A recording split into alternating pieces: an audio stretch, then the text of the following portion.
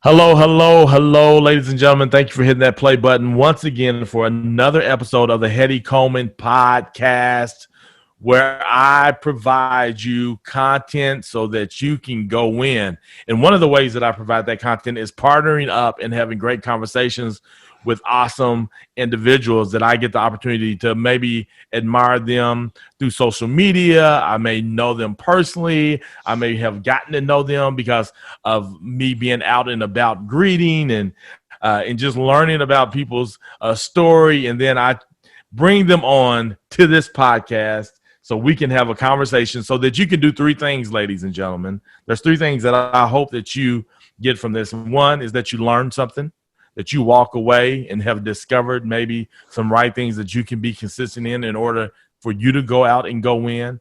Two is inspiration. You being inspired by these individual stories, because inspiration is a good thing. I believe in more so inspiration than motivation. Sometimes we just need to be inspired. And the third thing is that you connect in some way with the individuals that I have these conversations with, because I have learned that it's all about relationships, ladies and gentlemen. Oftentimes, our greatest opportunities are going to come because of who we know. And another thing, community always wins. I believe that once we are in a great community and we start connecting in that way, we all win. And today, ladies and gentlemen, today I have the one and only John Otjen with me. And I am so excited for you to be able to listen in on this conversation, because I'm going to tell you what, ladies and gentlemen, this guy is juggling some things. This is the kind of guy that he says, I left my laptop in Oklahoma. He's in Dallas. He's just going to drive down. He's just going to come get his laptop 3 hours away, a little under 3 hours away. He's going to make that drive. John, how are you doing today? I'm great, man. It's exciting to be here. It's nice to start out my day with your positive energy. Well, that's It's going to be a good day. It's going to be a good day. Well, I'm excited to be able to have you. I've admired you from a distance, kind of just learning about the things that you do and continue to learn more, And so I'm excited to jump into this.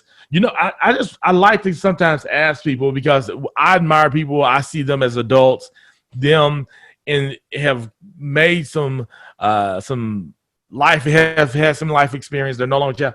What would have people who have known you since you were a kid? What would they have said you would be today then, based on you being a kid?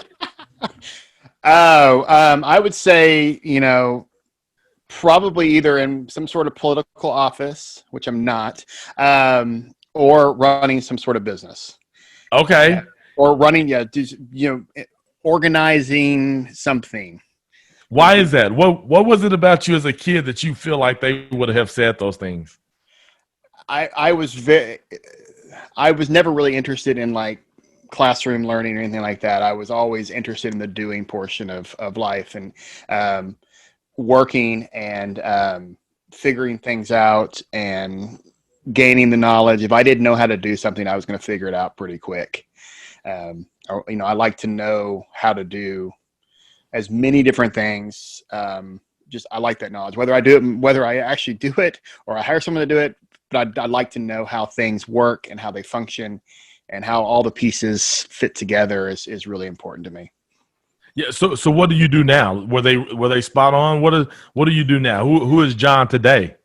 Definitely I do that now. I have the pleasure and with some great business partners to be involved in two restaurants in Oklahoma City, a consultant for a bicycle shop in Oklahoma City, worked in oil and gas as a vice president, overseeing operations support, which is basically all the functions that feed into and support operations and sales. So, overseeing HR and the fleet and all these different things. Definitely a very diverse career with a lot of moving parts. I get bored very easily. And so I like to have as many things going on. It keeps me fresh. Yeah, man, that sounds all like that. You just made me tired. How long have you been in the oil and gas portion of things? Because right now, and oil and gas has always had this up and down. Yeah, So how very long have you been cyclical. involved, and what have been some of the? Is this the craziest you've seen it? I kind of came into it late. I had worked in ministry in the church world for um, probably 10 years, and then stepped out of that. I had been doing freelance marketing and stuff for oil and gas companies while working in ministry, but stepped out, and I guess it would be 2011 maybe, and that's the first time I got into it, from the marketing, not from the marketing portion of it. So I haven't seen all the ups and downs. I've been through two of them in my short oil and gas career, but it's definitely an interesting business. It's one that I kind of love and hate at the same time. So it's definitely taught me a lot about business and about people and about just kind of that industry. It's a very interesting industry. Yeah, for sure, for sure. It very much so is. And Oklahoma depends on it in such a strong way that when we do have these moments of oil and gas not being there, we almost go into crisis mode. Yeah. However, the whole world right now is crisis mode. But we definitely can find ourselves there when the oil and gas industry is down. When you're talking about marketing, like how did you get into being able to market for somebody, and what is marketing to you, and what has that looked like for you? I am I love design. I'm very into the aesthetics of things, how things look, and how a company is presented. So, from the oil and gas perspective, I was hired to be um, for Aubrey McClendon to basically put together his presentations that he would go out on the road and present. So frame all the presentations that he would give and any executive within the company would give. I basically designed their presentation with the content that they wanted, helped them craft the message, and present that in a compelling way. We've all been through a bad PowerPoint presentation, and that is one thing that I can't stand. Too many words, PowerPoint presentations that repeat exactly what you're saying. It's like those slides are not there to be read, because if they were there to be read, then why are you there giving the presentation?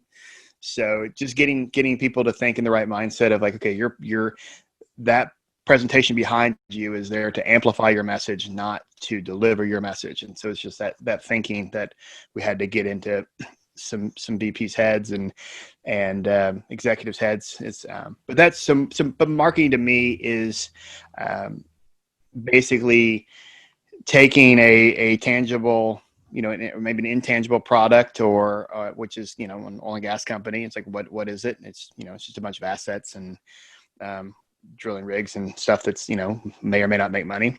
And how do you communicate that message out there? What does natural gas potentially mean to the country and to the individual? And so I just enjoy the aesthetics of it and delivering a compelling message about the product or service that you provide. Yeah. What are some key things when you're thinking about messaging? What are some key things that you've learned to make that easy for you? Because messaging is not easy. Like being able to really get the messaging out there that you want around whatever product or your brand or whatever. Like that's not something, like I feel like I've been trying to work on my go in messaging forever. And it never gets easy. It's not easy when I talk to other people trying to discover those right things. And it may be something that you always tweak. But what are some tips that, like, somebody's listening to you right now, which I think is great, that you can provide to help people with their messaging? What is something that you would suggest to us? I think the one thing that, and this is ripped straight from Steve Jobs and Apple, is that they always deliver their message in the headline. So, they don't talk about the specs of their product. they talk about the when they release a product, they tell you what's the headline. And so like for the iPod, for example, it was like 10,000 songs in your pocket. And so that basically then every newspaper and publication and blog in the world ran 10,000 songs in your pocket, which everyone can relate to. So it's really distilling your message down to the headline. You've probably heard elevator pitches and things like that. I mean, it's like even an even shorter version of that is the headline. So what is the headline for Go Win? If somebody was going to write an article about you, what would you want that headline in the newspaper, blog, magazine, whatever it is? What would you want that to read? And is it simple enough that pretty much anybody can grab hold of it? Stay away from the specs. That can be later. Just focus on the headline and then build from there. That's good. That's good. Who else do you see? You mentioned Apple. Who else do you think has some good messaging, and you can give an example of it? Who else has good messaging out there? God, off the top of my head, I've gone blank. I mean, obviously, I love Apple a lot, and they're from a consumer products company, they do a fantastic job. I think that you've stumped me on that one. Give me an example of one that you've helped create. Like, is there something that you can speak to, like that you've helped somebody with some good messaging, and kind of how did you get to that place of doing that for them?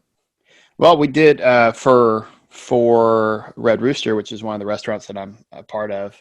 That bar has been around since the 30s and has a rich history. It's been a lot of different things. I mean, it's always been a bar and a gathering place for the community. And in recent history, it's was more of a dive bar, but it had a family element to it. People really loved it when we were redoing it. People would come in and like actually kind of tear up looking at it being redone and looking way different than what they remembered.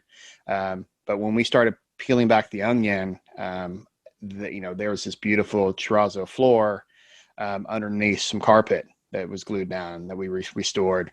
The drop ceiling revealed this ornate tin ceiling that was hidden that we were able to restore. So we were able to take we didn't put any of those things in. Those things were there. They were just covered up. And so we kind of, and the Red Rooster is not in the Paseo. It's technically in Edgemere. And so as a way to kind of tie into being off the Paseo and then not being exactly what many people may have remembered the Red Rooster as, we've kind of came up with the tagline, just a bit off. So just a bit off the Paseo, just a bit off what it was before, our take on drinks and our take on food and the way we do things is just a bit off, because we wanted that fun family element, community gathering place element, but we didn't want to take ourselves too seriously and wanted to have some, freedom within that, to allow, our great staff to be able to be who they are within the space, and our guests to be who they are within the space. And it is a different venue now. I mean, it's still the same name, but it still can be the place that it was before, just a bit off. Yeah, I like that. That's really good. I love the place. I've been there a couple of times. Fabulous place. Since the pandemic, like, this is kind of off subject, but since the pandemic, restaurants have been kind of impacted the most because of just social distancing and things of that nature. Yeah. What has been some of y'all's ability to sustain? Like, did y'all do something to pivot? Like, I know a lot of people were doing curbside. Like, what were some things that y'all did, and how did y'all kind of come to those places to help maintain your business? Yeah. So we initially, gosh, I mean, it seems like this has been going on for years, but it's only been a few months. But yeah, initially we just kind of closed down the dining room and moved to a curbside system. Once it was kind of evident that this was not going to end anytime soon. We kind of worked through our staff and as a team to figure out what we wanted to do, and made the decision that it was best to close down for a minute and kind of basically come up with a better system, because there was a lot of things that were unknown at the time, and there are still things that are unknown, but we wanted to get our heads around it. Our staff was concerned because we didn't know how hard this was going to hit, and so it was just best, let's just shut this down for a little bit and then regroup with a plan. So we've come back. As far as Red Rooster goes, we're back open with patio dining. It's all contactless. You scan a QR code at your table that brings up our website, and you can order everything from the website. And then they prepare it inside in all compostable containers. They bring it out to a table. So there's no contact between the guests and the staff, and all these tables are spaced out. So we're doing the social distancing. We're doing the contactless system right now. So you can eat it there, or you can take it home. We're also doing larger family meals that are themed every single week. So whether it's a Korean barbecue night or a fried chicken night, or right now we're running a completely amazing vegetarian option. That's we've always been focused on the seasons and what's in season, and working with local farmers and ranchers to be able to buy their products. So we've got a lot of fresh local produce in to do some really great vegetarian dishes. So you could order for a family of 4. He basically tells how many do you have, and we provide everything. So it's the entree, the dessert, the sides, as well as beer and wine, whatever, and drink options as well to go with that. And then similar situation at Holy Rollers. We've opened the it's a hybrid with that. So we do the same online ordering system, and you can basically have it. You can walk in, grab it, and go. But we also do have the cafe portion of Holy Rollers back open, and we're allowing one guest in at a time. Our seating area is closed, but that's been converted into kind of a bookstore right now. So we're processing through it, and you've seen a lot of other restaurants in Oklahoma City that are doing similar. We've got restaurants that are combining forces, and so I think everybody's learning and filling this out as they go. Yeah. And I don't know how sustainable all this is long term, and especially if this ramps back up in the fall. If we see the cases are obviously declining right now, which is great because people are wearing their mask and people are doing what they need to be doing. But it'll be interesting to see what happens in the fall, or even the winter, when obviously I can't have patio dining when it's Oklahoma winter. So it'll be interesting to see how things progress and change in the fall and winter. Yeah. That's cool. I hadn't seen anybody combining forces, but that's cool to kind of come alongside one another, to be able to support each other during these times. And Right. I guess you kind of both when you combine, you get each other's audiences, I guess, as well. Yeah. And kind of, is that the thought in some of that? Yeah, and then some of it's within the same group. So you've got restaurants that have 2 different concepts that are kind of switching things up and moving them around, and so making the best of a bad situation. Yeah, man. Well, I'm glad that people are figuring out some things. So is there some things too, like, that you have learned during this time that you all would keep? Like, if let's say everything goes back to normal tomorrow, but you like, well, you know what, we're gonna keep doing this. Have y'all learned anything, those kind of things? Yeah, I think it's how to adapt quickly, and how to listen to the community, and listen to your staff, and ultimately make this is not a the margins in restaurants are already razor thin, and then couple on top of that, a major decline in revenue, especially not being able to have people in your dining room. And our dining room, you've been there, it's small. And so to open our dining room at a 25% capacity to be able to do proper social distancing and things like that, it doesn't work. And so it's just being scrappy.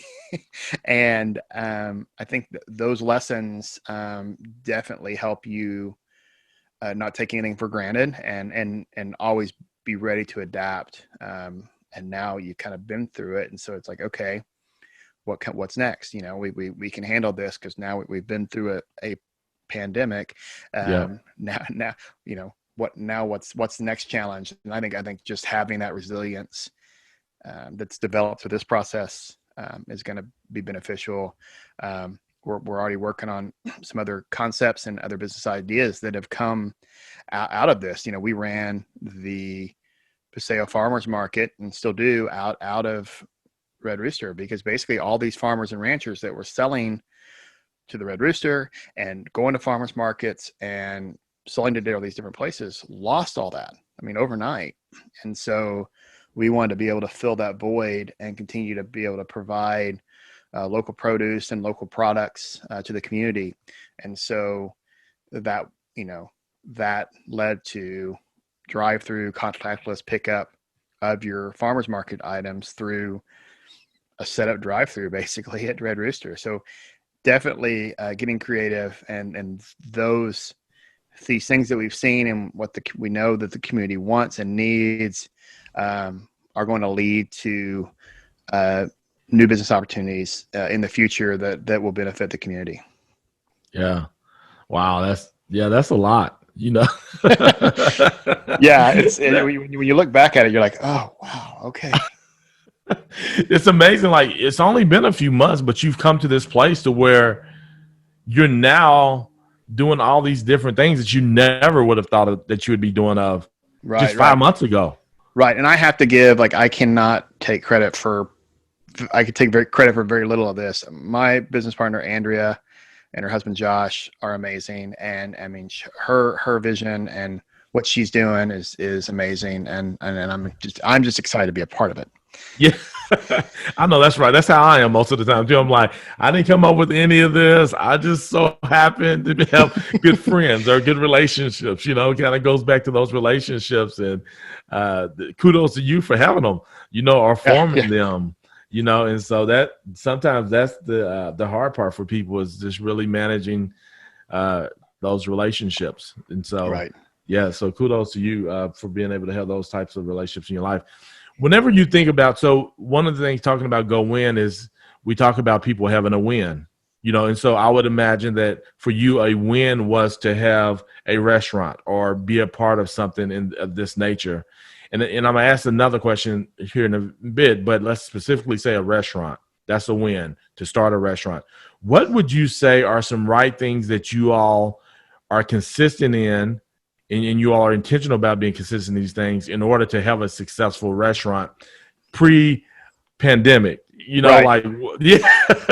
Like what are some things that you all really are being intentional about being consistent in when you think about having a restaurant? Yeah. We always wanted to be a community gathering place, a neighborhood, tavern was always the vision, and we've always been that. I mean, we're welcome. Everyone is welcome at Red Rooster. But also we've always been, consistent about the quality of what we provide. We don't have a soda fountain machine. You can't order a Coca-Cola in the restaurant. We do have soft drinks available, but that's just not something that we offer. All of our beef and everything we bring in, poultry and everything is 100%, pasture raised from local farmers and ranchers specifically. And we've been very intentional about just the quality of the food that we have. We get it from and there's nothing, that's just our approach, and that we wanted that. Our style is different. It's just a bit off. I mean, we never wanted to be a Chili's. We never wanted to be like every other restaurant in town. And there are some fantastic restaurants in town. I'm not saying taking away from anything that anybody else is doing. But we get pushback from that. People don't understand, okay, what's the difference between your burger and that burger? It's like, you'll get a bad review and you're like, man, and if you just talk to us and hear our story, why that is like it is, instead of just hopping on Google and, ranting with a 1 star. I mean, it's just so despite of all that, we have remained consistent, and this is what we're doing. And it's working. I mean, it was, everything was in line and looking really good. And then the pandemic hit. So obviously took a hit from that, but it's still working, and people still, we have our audience, we have the people that love it, and there's people that are discovering what we're doing every single day and liking it as well. So, that's the big thing, is being consistent, like staying true to what you wanted to do. And, you may get a few naysayers here and there, and that's okay. But staying consistent and doing what is right and what's right for the community is always a win. Yeah, yeah. And so when you're saying those things, is that branding to you? Like, once you're consistent in doing these things, that's kind of what people are going to say about you when they walk away from the restaurant. So that consistency becomes your brand, so to Absolutely. speak, as Red Rooster, right? Yeah, it's definitely an element of our brand. I mean, obviously, a brand is not just a logo. The logo is everything. It signifies what we represent. So when you look at the name or hear the name Red Rooster, you're like, oh man, I love those Scallion tacos. Oh man, they have the best vegan dishes. Oh man, I love their old fashioned. All these different things. I like. Man, I have their bar staff. Jared's amazing. So it's all those things that we hope that all fit into the brand as a whole. Mm-hmm. It's not just it's one thing. It's our commitment to our guests. It's our commitment to our community. We want to be, we aim to be good neighbors, and we're pretty cool, and we're easy to talk to. We'd love to tell you our story. And so we just hope more and more people become open to that, and take time to listen, because every restaurant's different, and and the great thing is we have so many. What's amazing about Oklahoma City is there's so many restaurants that are locally owned. I mean, there's not Yeah. we still have our chains and everything, but man, it is such an entrepreneurial restaurant town, which it didn't used to be. There used to be very little restaurants, and now it's like, wow, I mean, we opened up, and I think we opened up, and then Frida opened up like 2 months later. Gun opened up a month later, and so, and these are all just in the Paseo. That's not including other districts and stuff within the city. So it's just really cool to see that creative and entrepreneurial spirit happening within the restaurant community, for sure. And do you have pushback? So I'm in a smaller community, Guthrie, and sometimes we think if we started on that shop, if somebody starts it on another person starts on that shop, we kind of like, man, why are you starting another? But if they're doing something differently, that should be okay. Do you find that because of these other restaurants, it helps your business? I think that, what is it? High tide lifts all boats. Yeah. I think that it is. I think that, obviously there's only so much capacity for restaurants within a community, and it is going to, it is going to impact, because you have so many choices. Like, where are we going to eat tonight? And so yeah, I mean, for people to come back, because they've got to hit all these other restaurants and new restaurants, because you've got, oh, that new restaurant down the street just opened up. Let's go try it. Okay, they tried it, and now it may be a little bit before they get back to your restaurant. So yeah, there is definitely that, but I think it's, if the more restaurants, and I don't think that we just keep building them like crazy, but Yeah. I think that having really unique and interesting and locally owned restaurants is a good thing, because it gets people out and in their community and enjoying different restaurants. I think it does. I think it does help everybody to have a thriving restaurant community that's good. And specifically, and also we have Holy Rollers, which is a donut shop, but it's a vegan donut shop. And they're all made from scratch, and they don't come out of a bag. So yeah, our donuts are more expensive. But we're not competing against Dunkin'. We're not competing against Hertz, because those are different products. And Mm. so, Yeah. nothing against any of those, nothing against anything. It's just they're not in the same, they're not in the same category. And that's what's so cool about it. It's like, man, if you're hungry for a Hertz donut, you're going to go to Hertz, and you can get them 24 hours a day, I believe. If you're hungry for a Whole Wheat donut, you're going to go there. If that's, people that want to be gluten free and want to all these different things, we're just a different niche within the donut scene, and we just have a different product, and Yeah. it's great. So going back to PowerPoints, because I go out and I get to speak sometimes, and people invite me to come out and speak, and I'm so not a PowerPoint guy, but I get them. But when I think about a PowerPoint, I just think of pictures. Yeah. So I just like to have some photos. I don't want any text, if so, very little, maybe whatever that. So if you're doing, hey, here are 5 things, maybe I just have the word like, Perfect. for example, I do a 10 right things talk around community building. And I have these, and I spell out the word engagement through my talk. And so I have each word means, and I just use pictures, and then I just have that word. Uh, what would you say about something? These are selfish questions, ladies and gentlemen. I'm so sorry. We're gonna go back to me just being selfish. What would be some pointers around just you kind of giving some, but anything else on PowerPoints? I'm just wondering. This is a selfish Well, question. I would say, okay, the first thing is no more than 7 words on a slide. Okay, no more than 7 words. No more than seven. Just get that in your head. No more than seven. If you can't, if it's, but the audience is there to listen to you. They're there to listen to you give your message. You can't. I mean, studies show that you cannot. I'm missing something. If I'm reading the slide, I'm not listening to you, or vice versa. So the point of the slide is to amplify your message, and one point, and a photograph. I mean, a photograph says so much. Getting really good photography can really enhance what you're saying. If you need words, great. Single words are great. But there are sometimes like when you have to get technical, or you're showing a chart and everything like that. But make the chart very clear, and don't don't label everything. Make it very obvious what they're looking at. Large chart, not don't put 6 charts on the slide, but one. Yeah. Address that one. And if you have multiple charts you want to talk about, then fine, that's another slide. So it's very slide. That's I did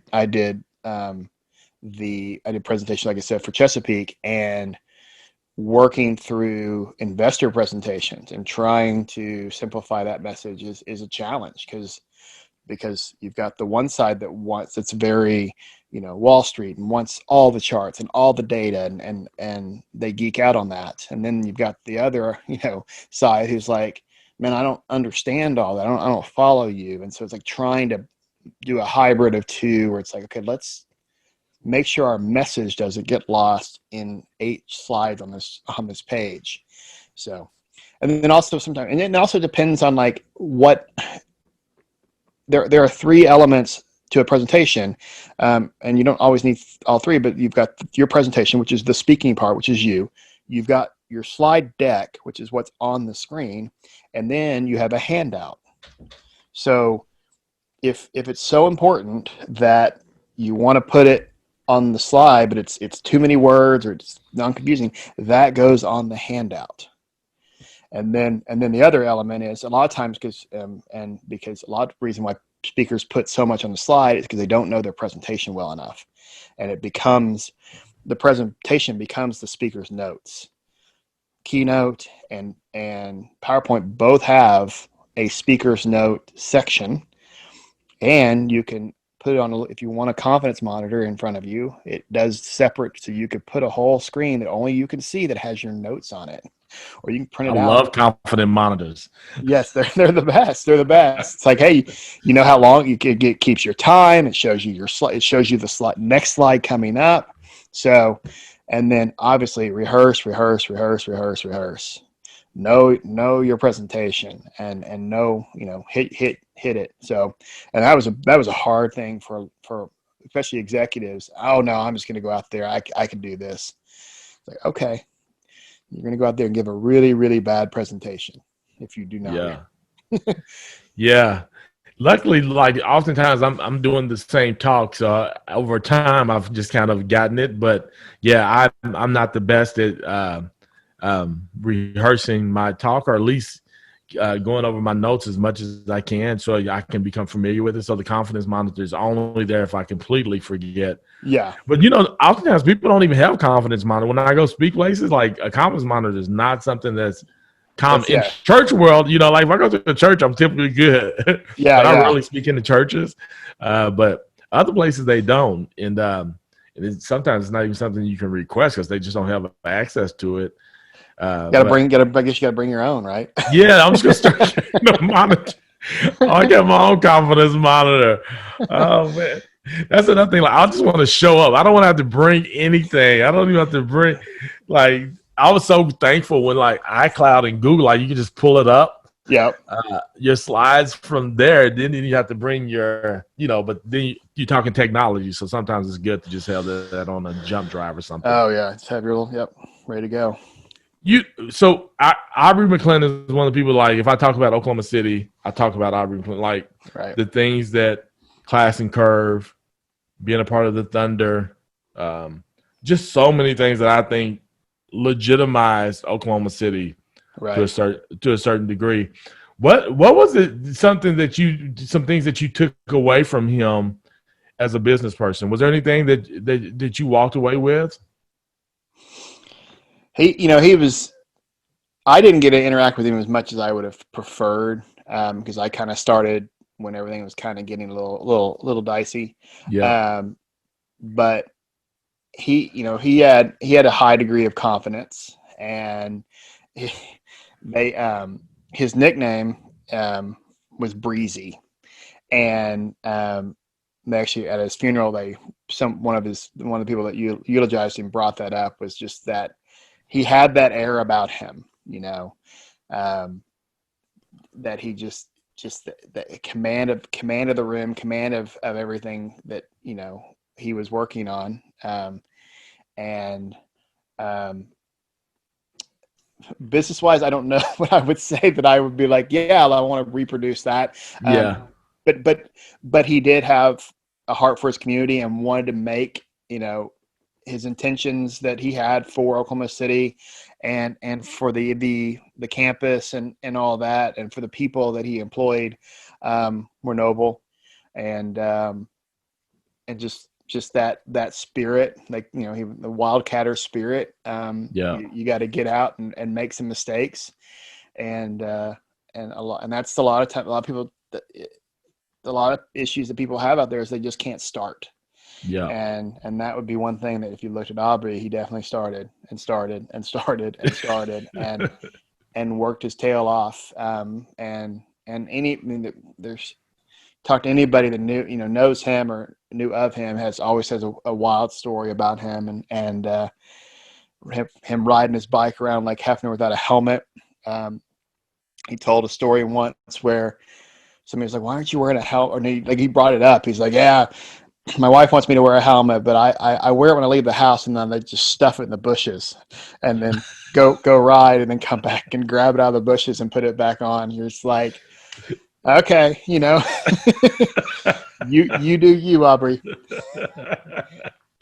Yeah, confidence is definitely something that a lot of people just don't have, and it can take you a long ways. But of course, you want to use wisdom in that the best you can, and don't let it put you into too many circumstances that can be dicey. But Right. That's what I think from other people that I know that have been around him, maybe not even knowing, but I think that's what they speak of, is just their confidence and the willing to start something. Yeah. And if you're not willing to start, how do you ever even know, or how do you ever get down the road? And so that's good. So whenever you're thinking about all the different things that you do, how do you manage that? Are you a routine guy? Do you have some apps that you love? What does that look like for you to be able to manage all the things that you do? Definitely not a routine guy. But no, I do. I have to write things down. I rely on my email pretty constantly. because it is, I can forget things if it falls outside of the way I like to work.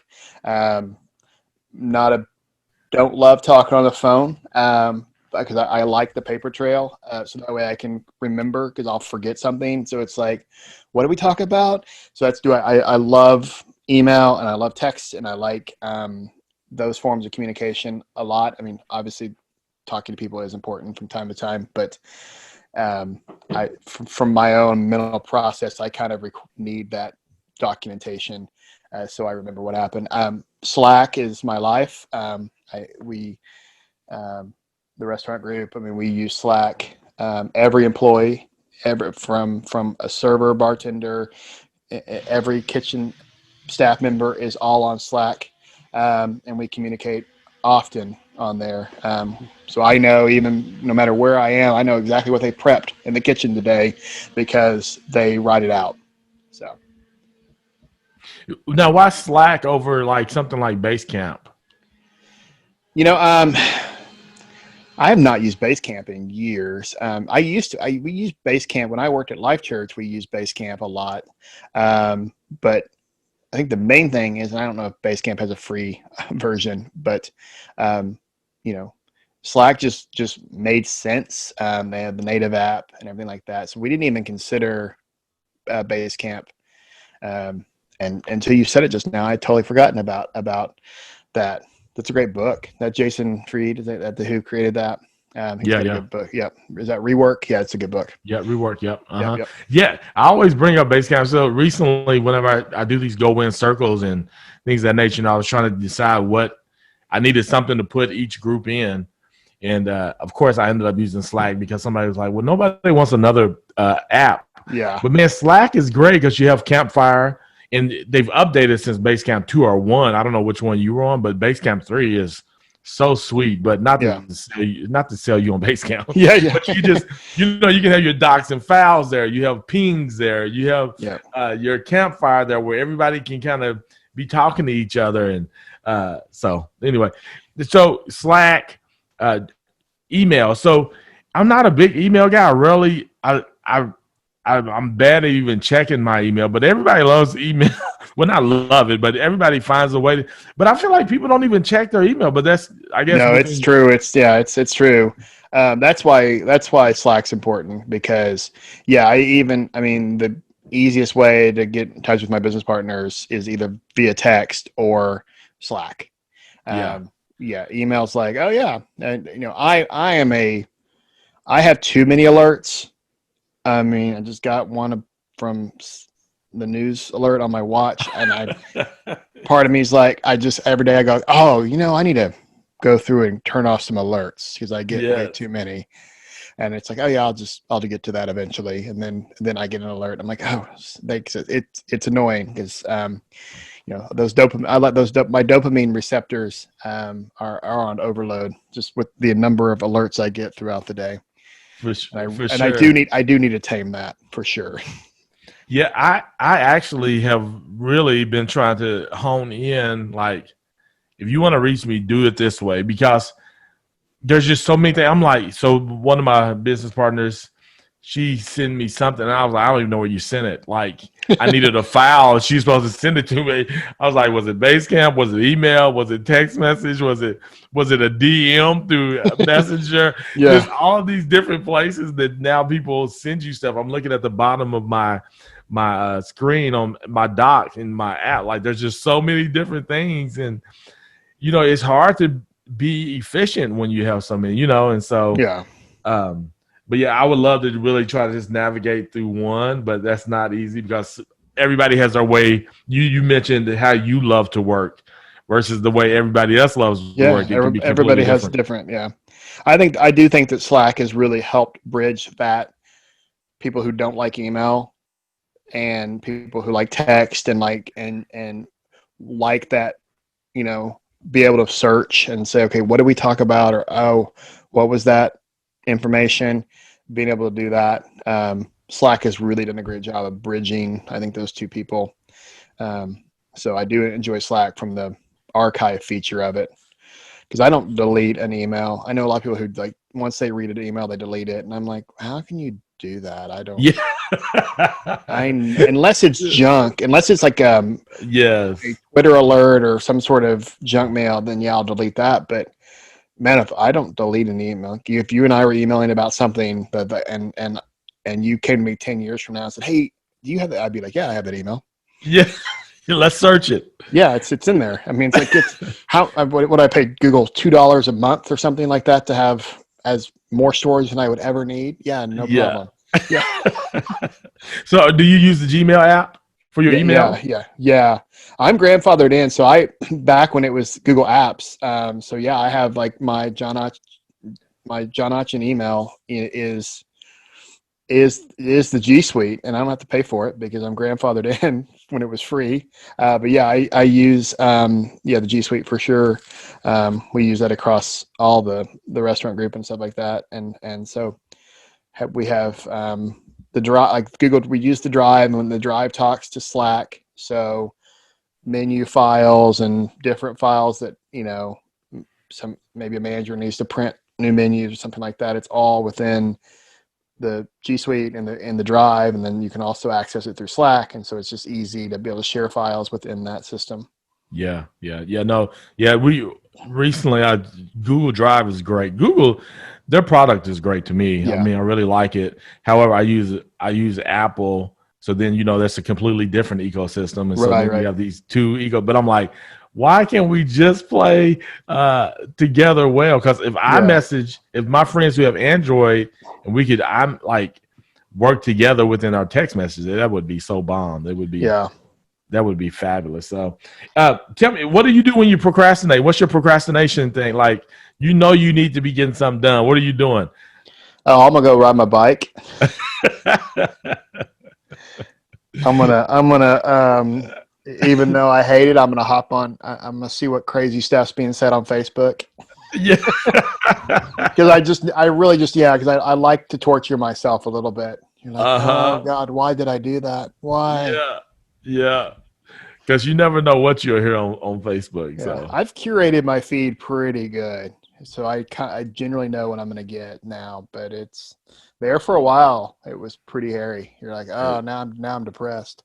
it was crazy, crazy, crazy. Well, so if you got a billboard, I got one last question. If you had a billboard and everybody in the world was going to be able to drive by it and see it, what is it going to say? Oh God, I mean, I hate. I mean, it's like I love the phrase "love wins," Yeah. and um, and we can bleep this out. I think my statement. I have like one rule in life, and it's a little crass, but it's like don't be a dick. Yeah.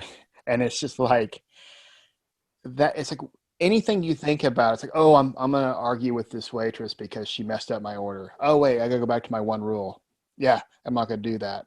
Yeah. I think, oh, I'm gonna make some snide comment on one of these social media apps. Oh wait, no, what's my rule? Oh no, I can't. So I would say the love wins is a much more appropriate one because I think it's if you come back to that, and even if you disagree with someone, if you could, it's like, oh wait, love wins. I don't agree with this person. However, it's okay. Yeah. I don't have to, like it's okay. That's So I think, good. and I think we miss that a lot. I don't know what's going on with this world right now. A lot of it I'm so confused about. I don't, the mindset of people right now, I'm just like, y'all have lost your minds. And because it's like, we're all the same. We're all just trying to make it through the day. And so I think it's important that everybody just step back and say, you know what? I'm cool. You're cool. Love wins. Let's figure this out together. And I think we would be a lot better off. That's good, John. That's good. How can people find you? Yeah, I'm on Twitter and Instagram. I'm highly Googleable. I have a YouTube channel that I haven't updated in several years, but it'll entertain you. If you want to learn how to cook bacon or shine your shoes, I've got some videos up there for that. John Otjen, John Otjen, on there. So yeah, follow away. Awesome. I hope to not disappoint you. Hey, if he does, just remember, love wins. Just love him. Love wins. Love wins. Hey, It is possible I may offend you from time to time, but it's not intentional. that's right. Or That's good. maybe it is. I don't know. That's good. Hey, John, thank you so much Oh my for gosh, just thank you. It was spending awesome. some spending some time with me and being able to have a go-in conversation with me. Ladies and gentlemen, thank you again for hitting that play button for another episode of the Heady Coleman podcast. Make sure you go follow John. Remember, love wins. And as always, ladies and gentlemen, as always, go win.